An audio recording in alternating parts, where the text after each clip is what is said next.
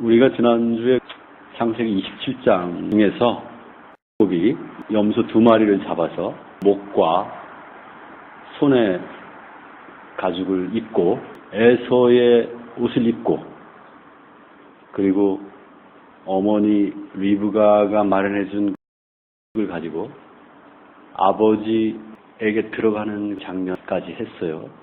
그래서 그 아버지에게 가서 아버지에게 왔다고 고하니까 아버지가 너는 누구냐? 어? 너는 누구냐? 라고 물어봐요. 그렇게 얘기하니까 19절에 이제 야곱이 저는 아버지의 장자 에서입니다. 아버지가 명령한 대로 내가 행했습니다. 일어나셔서 이걸 드시고 축복해 주세요 라고 얘기를 하는 장면이 19절에 나오고, 근데 20절에 이삭이 짐짓 왜 그렇게 빨리 그 사냥을 할 수 있었지? 라고 아들에게 물어보니까 당신의 하나님 야훼께서 그렇게 저에게 그 사냥감을 가져다 주셨습니다 라고 고백하는 장면이 나와요. 모세는 이걸 통해서 하나님 야훼로서 이 이삭을 등장시키고 있다라고 우리가 설명을 했죠. 그죠? 야곱이 지금 이삭 앞에 나갈 때 그 야훼 앞에 나간다라는 그런 생각을 가지고 나갔다고 우리가 해석을 했죠. 그죠?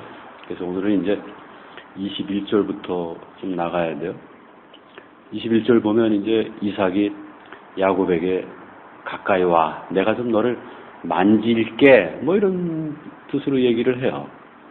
네가 정말 에서인지 아닌지 내가 좀 알고 싶어. 그래서 너를 좀 만지려고 그래.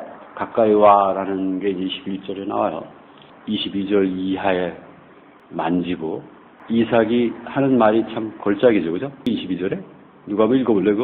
이삭이 이제 장님으로 등장하는데 목소리는 야곱의 목소리고 촉감은 에서의 촉감이다라는 얘기를 해요. 그리고 그를 축복하는 장면이 이제 23절에 나오죠. 그죠? 우리가 지난주에 그 야곱과 에서를 어떻게 설명을 했냐면, 에서는 그 감각적인 자아, 그 외적인 자아, 우리가 엄마 뱃속에서 나와서 스스로 자기 자신이라고 생각하는 그 자신으로 살아가는 그 자아, 그걸 에서라고 얘기하고, 그럼에도 불구하고 우리 안에 그 내적인 자아가 있어서 그 자아는 그 감각적 지식과 이성적 판단에 의하지 않고 그 욕망에 충실한, 그리고 그걸 믿음으로 추구하는 존재라고 얘기를 했죠. 그죠? 근데 여기서 조금 좀 관점을 달리해서 여기서 우리가 좀 한 가지 좀 수확할 게 한 가지가 있어요. 나타난 게 있고 나타나지 않은 게 있어요. 우리의 삶의 과정에서 보면 우리 눈에 보이는 것들이 있고 눈에 보이지 않는 것들이 있다. 근데 보이는 것과 보이지 않는 것은 상당히 연관관계가 있어요. 보이는 것들은 어디서 나온 거냐면 보이지 않는 것에서 나온 거예요. 그러니까 먼저 보이지 않는 게 있고 그 다음에 이제 그게 나타나는 거거든요. 그래서 우리가 건축가가 설계를 해도 보이지 않는 그 건축가의 그 욕망이라는 게 있고, 그리고 그걸 어떻게 실현할 건지에 대한 건축가 나름대로의 그 생각이 있고 비전이 있다고. 그리고 그것이 종이에 펼쳐지면 그게 설계도가 되고, 그죠? 시공회사의 손을 거쳐서 건물로 탄생하는 거 아니에요, 그죠? 그러니까 우리는 항상 어떤 눈에 보이는 것이 있기 전에 눈에 보이지 않는 것이 있다라는 걸 이제 상식적으로 알 수 있죠, 그죠? 주인공들과 성경을 기록한 사람들도 알고 있었던 거라고. 이 이삭이라는 존재는 뭐예요? 지금 뭔가 눈에 보이지 않는 거하고 얘기를 하고 있는 거 아니에요, 그죠? 어때요, 여러분들이? 눈에 보이지 않는 걸 소중하게 생각합니까? 소중하게 생각하지 않습니까? 에고들은 그렇지 않아요. 에고들은 눈에 보이지 않는 건 절대로 소중하게 생각 안 해요. 에고들에게 가장 소중한 건 뭐예요? 감각적 자극을 통해서 내게로 들어오지 않는 정보는 에고들은 굉장히 소홀히 한다고. 근데 그 에고들이 실수하는 건 뭐예요? 모든 나타난 것은 결국은 보이지 않고 아직 나타나지 않는 것에서 유래한다라는 걸 모르는 거잖아요. 그죠? 그러니까 지금 이삭은 어떤 존재로 그려지고 있는 거냐 하면 보이지 않는 것을 느끼려고 하는 존재 아니에요. 보이지 않는 것, 남들이 멀리 두고 있는 걸 가까이에 두려고 하는 거 아니에요. 그러니까 지금 이삭은 보이지 않는 것을 지금 가까이에 두고 그것을 만지고 그리고 그것을 축복하려고 하는 존재잖아요. 근데 여러분들이 목표를 추구하면 딱 이삭의 상태에 들어가게 돼요. 목표는 보입니까? 안 보입니까? 목표는 보이질 않아요. 감각할 수 없다고. 근데 감각할 수 없는 걸 감각할 수 있어야 된다고 얘기하잖아요. 그러니까 이삭은 지금 기본 원리를 지금 실천하고 있는 거예요. 보이지 않는 야곱을 가까이에 두고 그걸 감각하고, 그죠? 그걸 축복하는 존재 아니에요. 그러니까 우리가 목표를 추구할 때 그 목표를 어떻게 이루는지에 대한 여기 비밀이 숨겨져 있다고. 그 목표를 세우고 그 목표를 감각하는 거, 이게 고대로부터 성경에 기록된 최고의 지혜 중에 하나예요. 모든 위대한 기업가나 모든 위대한 인류의 선생들은 다 이런 과정을 거쳐서 그 목표에 도달했다고. 우리가 의식했든 의식하지 않았든 애고들이 부자가 되든 성공을 해도 다 이 과정을 통해서 성공하는 거예요. 그럼 그 사람들하고 우리하고의 차이는 뭐예요? 우리는 이거 반복적으로 사용할 수 있는 거예요. 그 사람은 한 번 사용하고 나면 자기가 왜 그걸 성공했는지를 모르기 때문에 다음부터는 절대로 그걸 쓰질 않는다고. 눈에 보이지 않는 걸 가까이 두고 그것을 만져서 그걸 감각하고 축복을 하는 거예요. 23절에 보면 그 야곱이 가짜인 걸 알아요? 몰라요? 몰라. 여러분들이 목표를 정하고 목표가 이루어진 걸 여러분들이 바라보고 그걸 만지면 여러분들이 바로 이런 상태에 들어간다고. 목표가 이루어진 거 아니에요. 만져지면. 그러나 목소리는 야곱의 목소리 아니에요. 그죠? 그러니까 야곱의 목소리인데 이삭은 그걸 뭘로 인식하는 거예요? 에서로 인식하는 거예요. 우리가 바로 그런 상태로 들어가요. 그래서 이 모세는 그걸 뭐라고 적어놨냐면 이삭이 분별을 못했다 이렇게 적어놨어요. 그러니까 여러분들이 목표에 충실해서 목표가 이루어지는 과정 속으로 들어가는 첫 번째 단계는 이 현실에 대한 분별력이 사라져요. 내가 에서인지 야곱인지에 대한 분별력이 사라진다고. 내가 부자가 되기로 목표를 정하면 내가 가난하다는 것에 대한 분별력이 사라져요. 성경은 틀림없는 얘기야. 이거는 조금도 거짓이 없다고.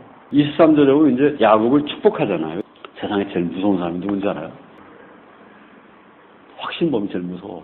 자기가 예쁘다고 생각하는 여자가 그 여자는 진짜 예뻐져요. 우선 예쁘다고 생각하는 여자는 당당해. 그러면 당당하다는 것만 가지고 아름다움의 한 99%는 커버해. 남자가 키도 땅땅만 하고 못생겼어. 당당해봐. 그럼 매력적이야. 더 매력적이야.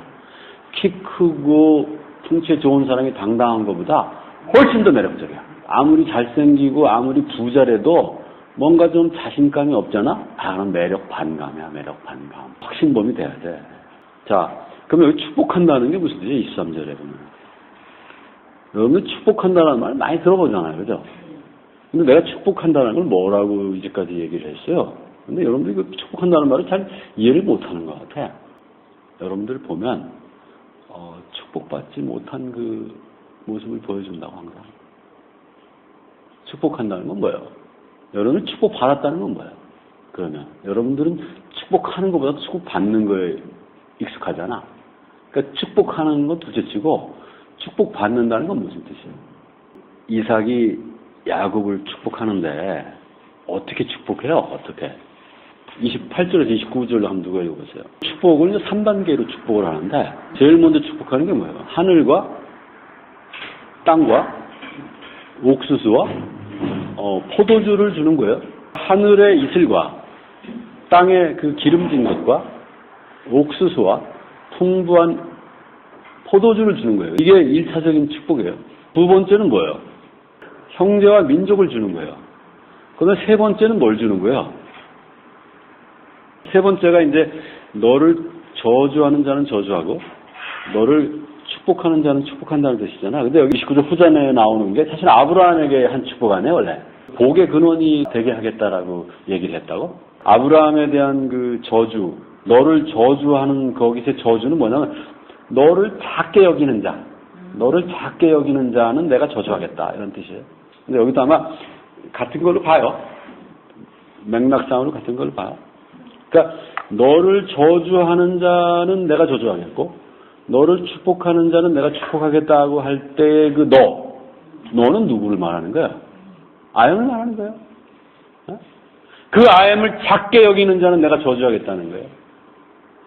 그러니까 지금 이삭이 뭘 준 거예요, 지금? 처음에는 하늘과 땅과 옥수수와 포도를 주고, 그 다음엔 뭘 줬어요? 사람을 주고, 그 다음 세 번째는 뭘 준 거예요? 아엠을 준 거예요, 아엠을.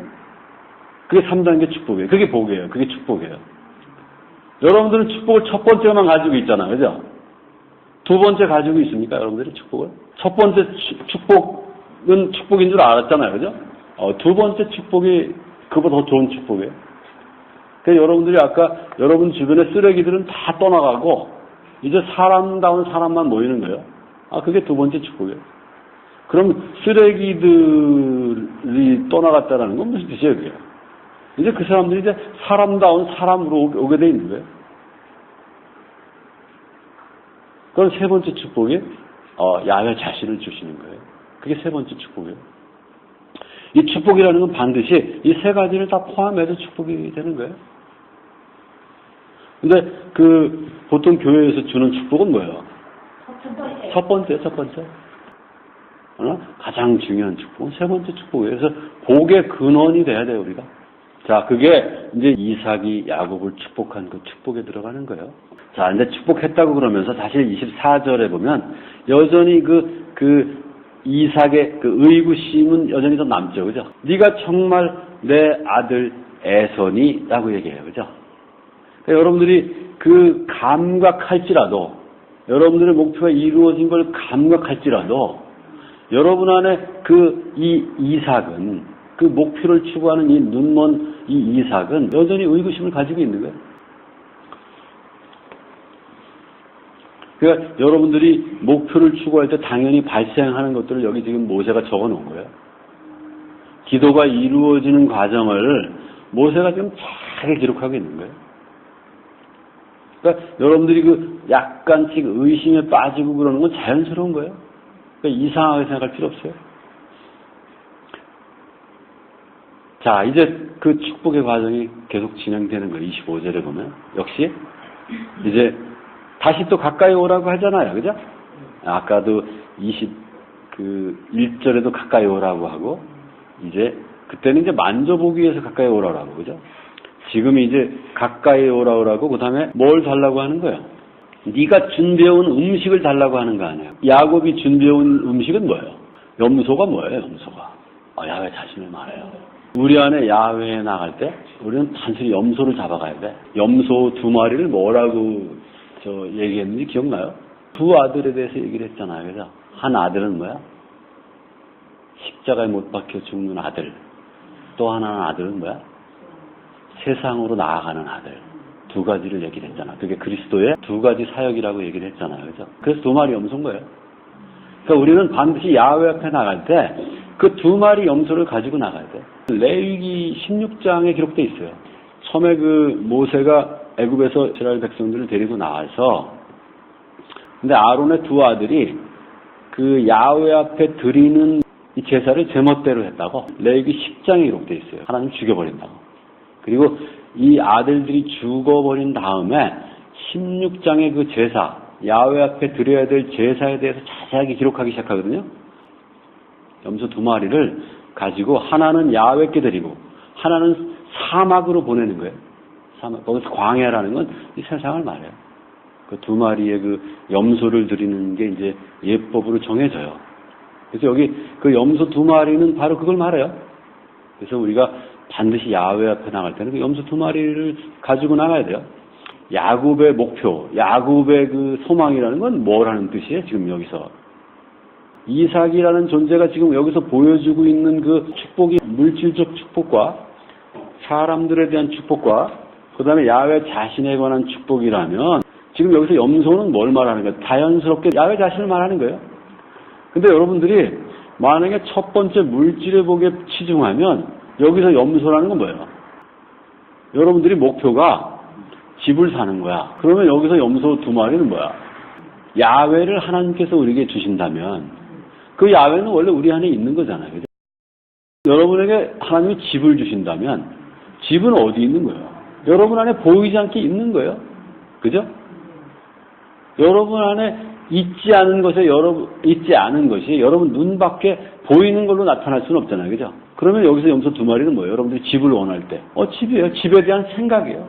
그럼 어떤 생각이에요? 집을 아무렇게나 짓는 그런 집이에요? 여러분들이 원하는 집이잖아요. 그죠? 아주 정교하게 설계된 집일 거 아니에요. 그죠? 아주 디테일한 집일 거 아니에요. 그죠? 만족스러운 집일 거 아니에요. 그죠? 여러분들이 정말로 갖고 싶은 집일 거 아니에요. 그죠? 그 생각을 가지고 나가야 돼요. 그걸 먹고 기뻐야 돼요. 맛없는 요리가 되면 안 되잖아요. 맛있는 요리가 돼야 되잖아요. 그죠? 그러니까 여러분들이 가지고 있는 목표와 여러분들이 가지고 있는 그 설계도가 아주 맛있어야 돼요. 그죠? 맛있는 요리가 돼야 된다고. 그걸 가지고 나가야 돼요. 그냥 염소 2마리만 죽여갖고 나간다고 되는 게 아니라고.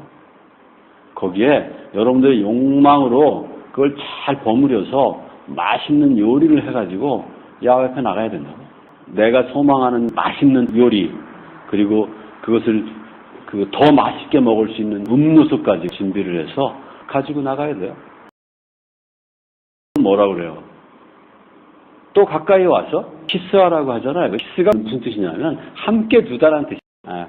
그러니까 지금 뭐예요? 이삭은 누구를 옆에 둔 거예요? 야곱을 에서로 옆에 둔 거예요. 눈에 보이지 않는 것을 추구하는 이삭에게 있어서 야곱은 이삭 옆에 탁 달라붙어 있는 거예요. 그래야지 28절과 29절의 그 축복의 의미가 있잖아요. 그죠? 복의 근원인 이삭이 그 물질과 사람과 야훼 자신의 축복을 행하려면 야곱이 옆에 있어야 되잖아요. 축복이 이루어지는 27절에 보면 이제 야곱이 가서 이삭에게 키스하고 그 야곱이 입은 그 에서의 옷의 냄새를 맡고 뭐라고 그래요? 축복하면서 뭐라고 그래요? 이삭이. 그거 한번 누가 읽어볼래요? 이삭의 얘기. 야훼께서 뭘 복 주셨다는 거야? 들을 복 주셨다는 거예요. 이 들이라는 건 그럼 그 들을 얘기하는 건 아니잖아요. 우리가 알고 있는 거죠.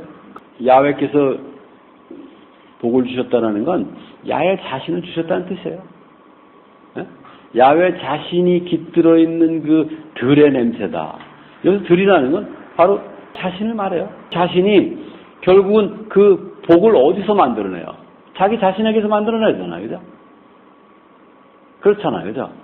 여러분들이 여러분 안에서 씨를 뿌려서 여러분들이 그걸 눈앞에 나타나게 하잖아요. 그죠?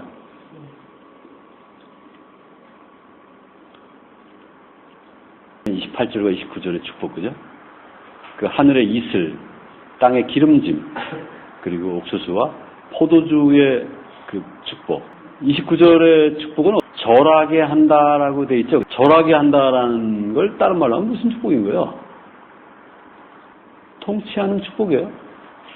여러분들의 통치에 복종하게 돼 있다고, 모든 인간들이. 여러분들이 어디 가서 사정하게 돼 있지가 않다고.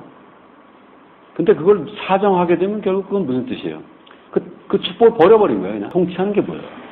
실천을 안 해보니까 자꾸 들은 얘기를 하잖아. 여러분들 실천을 하면 항상 여러분들이 해본 얘기를 하게 돼 있다고. 근데 해보질 않으면 항상 들은 얘기를 하게 돼 있다고. 네? 이 통치한다는 게 뭐예요? 우리가 목표를 가지고 믿음으로 이 목표를 이루잖아요. 그죠? 그런 걸 자꾸 하다 보면 그냥 자연스럽게 통치하게 돼요. 이건 이렇게 되는 게 좋겠어? 이렇게 돼? 라고 하는 거예요. 그냥. 그게 통치예요. 그러니까 여러분들은 지금 초보잖아. 초보니까 목표를 정하고 믿음으로 추구하고 이게 되는구나 라고 알고, 그죠? 그걸 반복하다 보면 그런 절차가 순간적으로 이루어져. 그런 모든 게 순간적으로 이루어져. 필요할 때마다. 그걸 통치한다고 그래요. 그러니까 통치를 한 번도 안 해봤으니까 그냥 또 목표부터 또 세우고. 너무 얼마나 답답해. 그 통치가 자연스럽게 여러분들 삶 가운데 이루어져야 그 두 번째 복을 받았다고 할 수 있어요. 그리고 두 번째 복을 받은 사람이나 그 세 번째 복을 이제 인정하게 되는 거예요.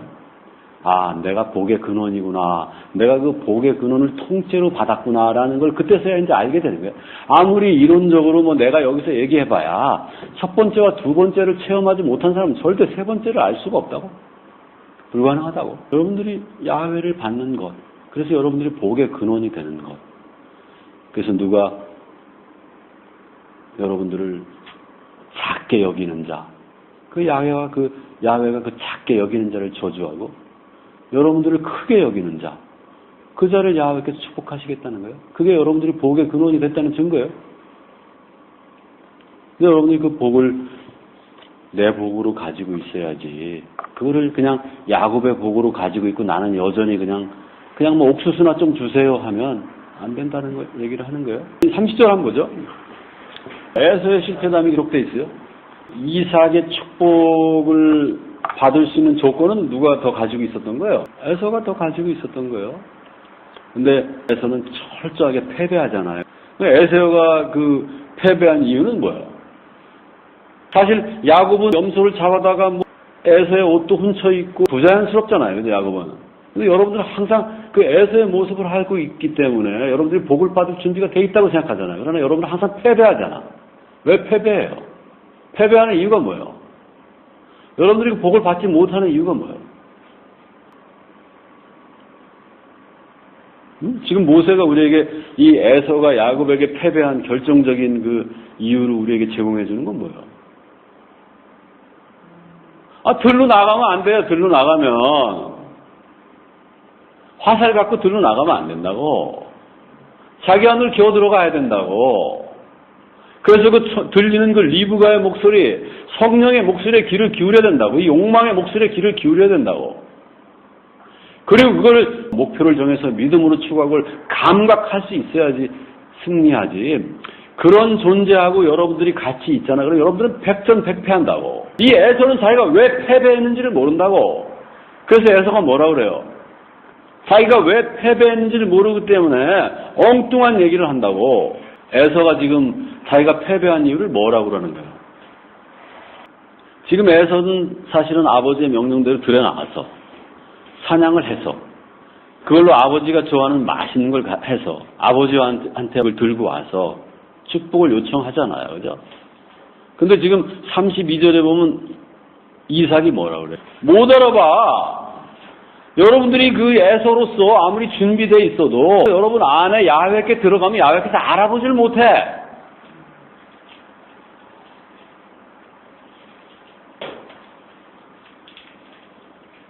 지금 뭐가 문제가 생긴 거예요? 에서는 그러면. 에서는 그걸 뭘로 이해하는 거예요?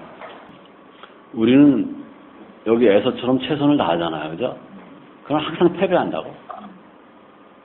항상 패배해. 백발백중 패배한다고. 이삭이 야곱을 축복하는 방식을 통하지 않고는 항상 패배하게 돼 있다고. 보통 뭐라고 그 이유를 대요? 여러분들이 실패했을 때. 나는 정직한데 누가 나빠라고 얘기를 하잖아. 사장이 멍청해. 혹은 뭐 옆에 못된 놈이 있어. 지금 에서는 야곱이 사기꾼이라서라고 얘기하는 거예요. 그러나 이 모세가 우리에게 전달하려고 하는 메시지는 뭐예요? 우리가 욕망을 추구하는 것에 대한 딱 두 가지의 방법이 있는데 에서로서의 방법은 백전백패한다는 거예요. 그러니까 우리가 그 욕망에 이르는 유일한 방법은 지금 야곱이 쓴 방법밖에 없다는 거예요. 33절 누가 한번 읽어볼래요?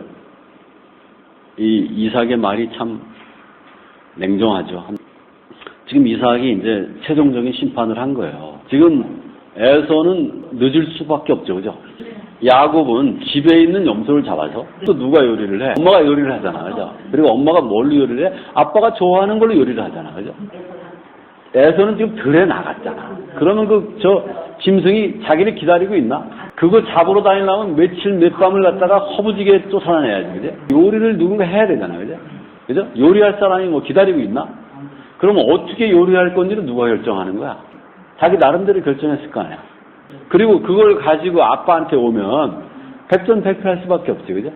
우선 첫째 속도에서 한대, 속도에서. 그러니까 여러분들이 믿음으로 목표를 추구하는 거에 비해서 속도에서 한다. 그리고 두 번째, 아버지가 뭘 좋아하는지를 모르면 빠르다 한들 아버지를 만족시킬 수가 없잖아, 그죠? 설사 지금 이삭이 배고파 죽을 지경이라도 만족시키기가 상당히 어렵지, 그죠? 근데 지금 이삭은 지금 벌써 한 상 건하게 먹었잖아, 만족스럽게. 그럼 이삭은 지금 에서의 그걸 먹을 이유가 하나도 없지, 그죠? 그러니까 어쩌면 에서가 지금 이삭 앞에서 야곱에게 철저하게 패배하는 건 본질적으로 패배할 수밖에 없기 때문에 패배하는 거예요. 우선 속도에서 안 된다고. 두 번째는 퀄리티에서 안 돼. 그러니까 우리가 에고로서 그 믿음에 의하지 않고 감각적 판단과 이성적 능력으로 뭔가를 해가지고는 패배할 수밖에 없다고. 도저히 안 된다고. 그럼 여기에 그 이삭을 예를 들면 우리의 고객이라고 생각해보자, 얘가. 그죠? 여러분들은 고객을 섬기는 사람들이잖아요. 그죠? 사장이 고객일 수도 있고, 회사 고객일 수도 있고, 그죠?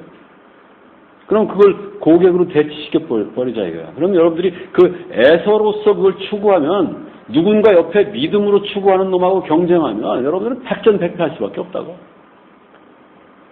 그럼 여러분들이 왜 패했는지를 보면 이제 잘 생각해 봐야지. 누군가 옆에 그걸 목표로 추구하고 믿음으로 추구하는 놈이 그게 교회를 다니든 안 다니든 아무 상관없다고. 그런 놈이 옆에 있으면 그 에서로서 목표를 추구하는 놈은 백전백패할 수밖에 없게 돼 있다고.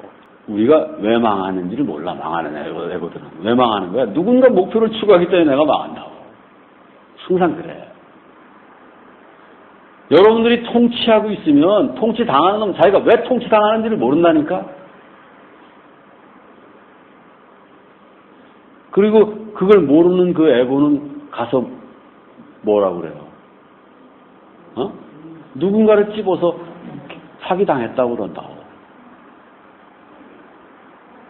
그리고 또 더 열심히 한다고. 그 이튿날 아침에 더 일찍 일어나가지고 더 열심히 한다고. 유일한 방법은 자기 안으로 기어들어가는 수밖에 없어요. 그 방법밖에 없다고. 자, 축복은 누가 받을 수밖에 없는 거예요? 그 물질이든 사람이든, 사람도 포함하잖아요. 그죠? 사람이든 그 복의 근원으로서의 야훼에 대한 축복이든 축복은 누가 받는 거예요? 그 야곱이 받는 거예요. 그걸 목표로 믿음으로 추구하는 사람이 그 복을 받게 돼 있다고.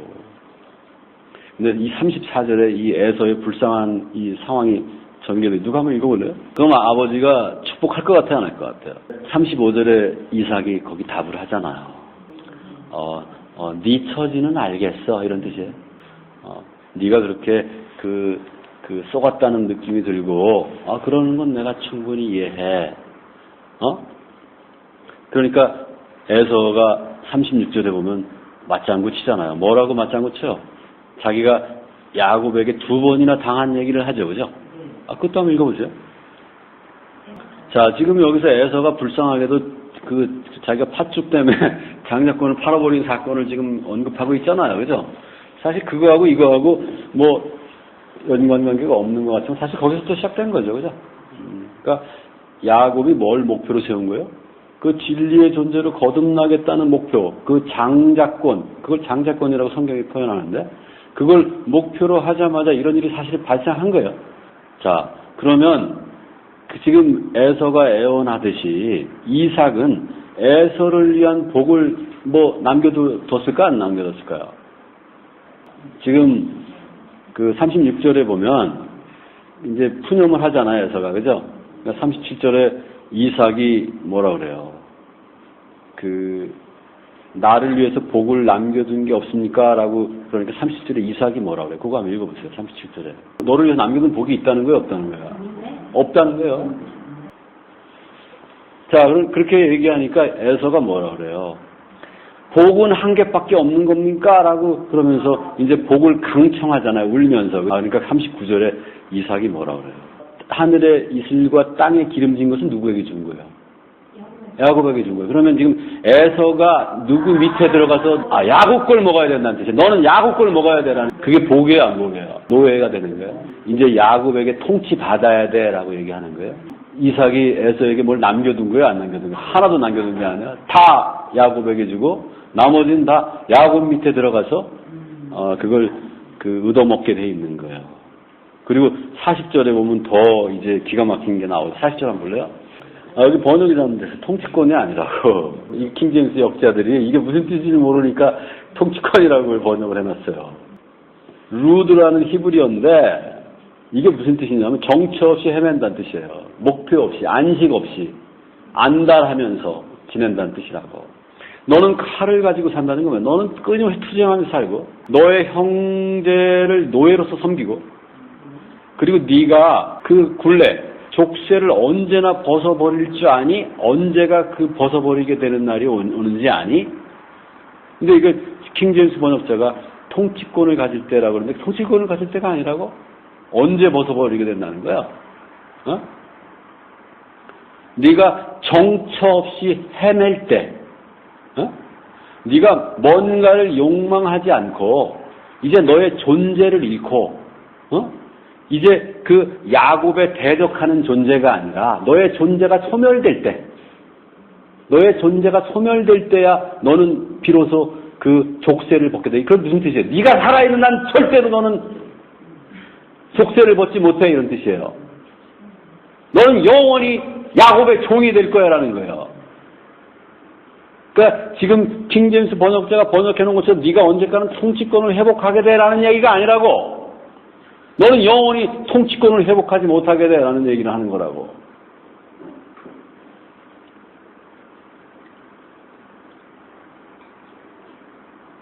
그래야 41절에 에서가 야곱을 미워하는 그 이유가 설명이 되잖아요. 그죠? 맥락이 이해가 되잖아요. 전체가. 그죠? 그러니까 모세가 기록한 그 진리를 표현하는 이 문구를 헤롯 대왕이 그 통치권을 회복한 걸 가지고 이 성경을 왜곡시켜버린 거라고. 41절에 가볼까요? 자, 이제 에서가 야곱을 미워할 수밖에 없죠. 그죠?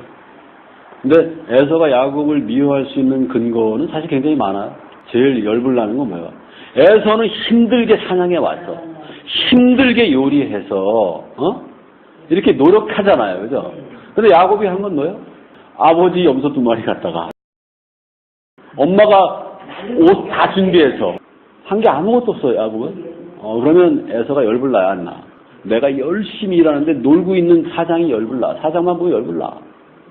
내가 돈 다 벌어주는데 사장은 맨날 위에 앉아서 놀기만 하면서 나를 부려먹기만 하면 열불나. 그럼 열불날 이유가 있죠. 그죠? 그럼 야곱을 미워하게 되죠. 그죠?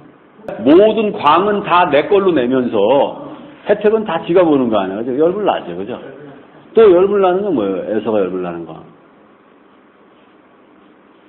에서가 볼 때는 야곱이 사기꾼이잖아요. 그죠? 그죠? 걔가 노력 안 하는 건 좋아. 걔가 운이 좋아서 성공할 수는 있어. 그러나 그 사기의 피해를 내가 받잖아라고 생각하잖아요. 그죠? 그죠?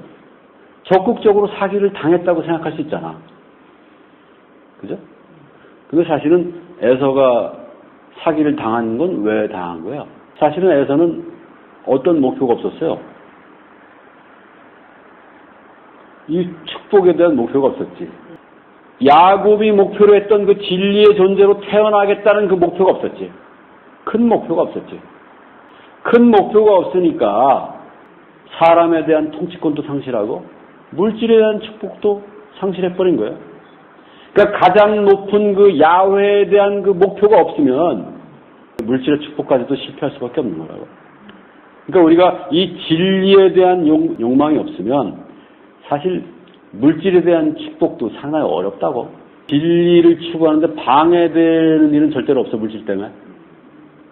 내가 확실하게 얘기할 수 있다고. 여러분들이 진리를 욕망할 때 여러분들이 물질 때문에 물질이 부족해서 진리에 도달하지 못하는 일은 발생하지 않아. 여러분들이 주변에 사람이 없어서 진리에 도달하지 못하는 일은 발생하지 않는다고. 여러분 주변의 사람들이 여러분들의 통치에 불복하고 여러분들의 통치에 반대해서 그 그것 때문에 여러분들이 진리에 도달하는 일이 방해받는 일은 벌어지지 않는다. 그 목표에 도달하는 걸 어떤 것도 방해하지 못한다. 근데 그 목표가 없잖아? 그러면 에서처럼 이게 되는 일이 없어. 되는 일이 없다고.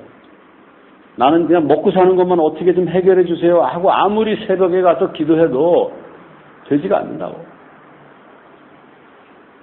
그러니까 큰 목표는 항상 작은 목표를 수반한다고. 그래서 내가 항상 최고의 목표를 가지라고 항상 하는 얘기가 그거야. 자, 이제 야곱은 위기에 처했죠, 그죠? 위기에 처했어요. 근데 그때 들리는 목소리가 뭐예요? 에? 지금 에서가 야곱을 아버지 이삭이 죽자마자 내가 야곱을 죽일 거야 라고 지금 속으로 원한을 품고 있잖아요. 41절에. 그래서 이 42절에 지금 야곱의 귀에 속삭이는 존재가 누구예요? 너 지금 위험해. 도망가. 라고 지금 고급 정보를, 지금 이 정보는 누구만 알 수 있는 정보예요? 아니지, 에서만 알 수 있는 정보 아니야. 지금 에서가 속으로 지금 내가 모의를 하고 있잖아. 살인 모의를 하고 있는데 그걸 지금 고급 정보를 지금 야곱에게 전달해 주는 사람이 누구예요? 어? 리브가 아니에요, 리브가. 성령의 존재가 에서가 속으로 생각한 그 정보를 지금 야곱에게 전달해 주는 거 아니에요, 그죠? 속으로 한 말들이 리브가에게 들린 거야. 그러니까 에서가 그 얘기를 했을 때 그걸 누가 들어버린 거야? 성령께서 들어버린 거야. 성령께서 들으시고 그걸 야곱에게 얘기를 해주는 거예요. 이거 한 존재 안에서 여러분 안에 이삭과 야곱과 에서가 다 리브가가 다 동거한다는 사실을 우리에게 얘기를 해주는 거라고. 근데 그 에고는 그렇게 생각을 안 한다고. 에서라는 에고는 자기 안에는 야곱과 이삭과 이 리브가가 다 존재한다는 사실을 이 에서는 몰라. 그러니까 에서는 항상 어떤 생각만 해? 내 안에는 내가 나 자신이라고 생각하는 나만 존재라고 생각한다고. 그래서 내 밖에 존재하는 사람들을 다 누군가 이름을 붙여서 자기 외에 어떤 존재로 그걸 규정을 해버리거든. 그러니까 그런 존재들이 성경을 읽으면 성경을 올바르게 이해하기가 참 어렵다고. 내 밖에 존재들은 어디서 튀어나온 거예요? 내 안에서 튀어나온 걸 항상 잊으면 안 돼요. 그래서 우리가 여러분들이 여기 다 앉아있지만 그 통치한다는 게 뭐예요, 결국? 여러분들 주변 사람들을 통치한다는 게 뭐예요? 그 사람들이 여러분 안에 있어야 통치가 되잖아요. 그죠? 그죠? 안에 있어야 여러분들의 음성을 들어야 될 거 아니에요, 그 사람들이. 그죠? 그러니까 여러분들이 무슨 생각을 하면 그 존재들이 그걸 듣고 그걸 실천에 옮기는 게 통치되는 거 아니에요. 그죠? 그걸 통치한다고 한다고. 그러니까 여러분들이 누굴 통치한다고 해서 가서 그 사람을 진짜로 통치하려고 그러면 안 돼. 뭐 술 사주고 뭐 논리적으로 뭐 설명해서 통치가 되지는 않는다고. 내가 아무리 인격적으로 훌륭하게 행동한다고 그 사람이 통치에 절대 복종하지 않는다고. 오직 여러분들이 사람을 통치할 수 있는 유일한 방법은 뭐예요? 여러분 안에서 그 존재에게 통치할 때 여러분 밖에서 그 존재들이 통치에 복종하게 돼 있다고. 여러분들에게 영향을 미치는 사람들을 통치할 준비가 돼 있습니까? 그 두려움을 가져다 주는 그 세상을 통치해야지. 여러분들이 아침에 일어나서 텔레비 키면 텔레비가 뭐라 그래요? 내가 이렇게 겁주는 건 네가 내 말에 통치되도록 하기 위해서 겁주는 거야 라고 텔레비가 얘기한다. 그러니까 새벽에 일어나서 인터넷 보고 텔레비 보고 신문 보는 사람이 가장 어리석은 사람이야. 새벽에 일어나면 뭐 해야 돼? 자기 안으로 기어들어가야 돼. 성경을 가지고. 그래서 그 통치의 힘, 본능을 거기서 받아서 그걸 가지고 자기 안에서 세상을 한 바퀴 쫙 통치를 이루고 그리고 사무실을 나가고 그리고 친구들을 만나야지. 그래야 세상이 통치가 되지. 아침에 텔레비 보면서 통치 받을 준비 됐어요 하면 안 된다니까. 통치할 준비를 해야지 항상.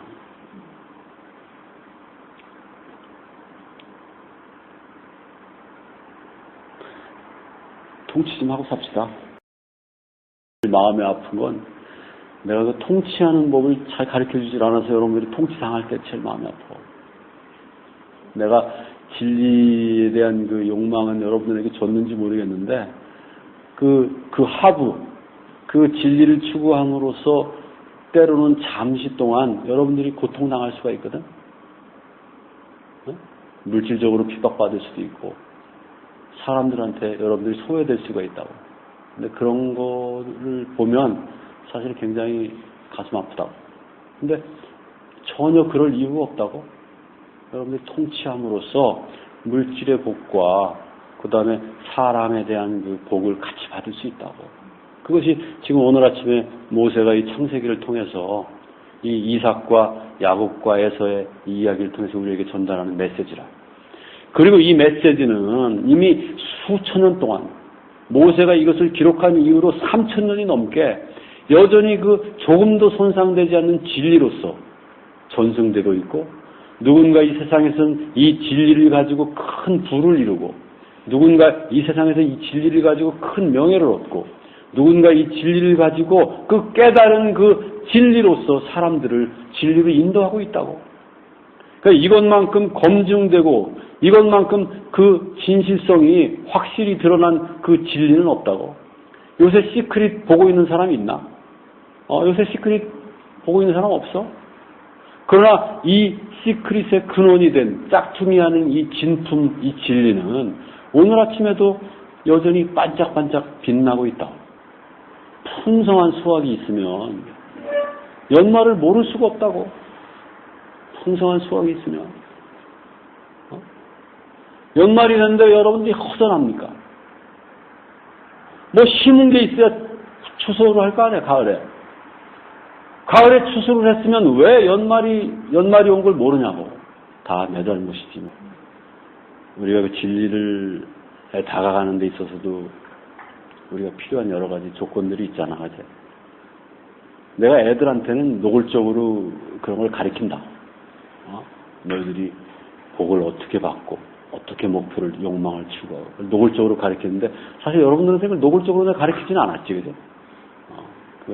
사실, 지난 한 주간, 내가 사실 좀 반성을 많이 했다. 하나님이 우리에게, 야훼께서 우리에게 주시는 복, 그거는 복의 근원, 진리 자체를 우리에게 주시는 뿐만 아니라, 이 세상 사람들에 대한 통치, 우주와 이 만물, 물질과 이 모든 존재들에 대한 그 소유권, 그걸 포함한다는 걸 우리가 잊으면 안 돼요. 길가에 돌아다니는 돌멩이도 여러분 소유라고. 네?